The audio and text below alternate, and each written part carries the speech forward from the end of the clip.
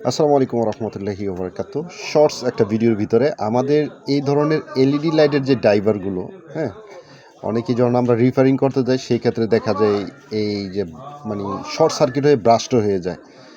বিশেষ করে আমাদের এই জায়গায় কিন্তু কোনো ফিউজেবল রেজিস্ট্যান্স নাই, হ্যাঁ।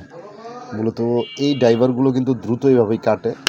আর বড় বড় ব্র্যান্ড কোম্পানির ভিতরে যদি একটু দেখেন, তারা কিন্তু ফিউজেবল রেজিস্ট্যান্স দিছে। দেখেন ফিউজেবল রেজিস্ট্যান্স কিন্তু বজ্রপাতে বা ওভারলোডের কারণে কিন্তু এগুলো নষ্ট হয়।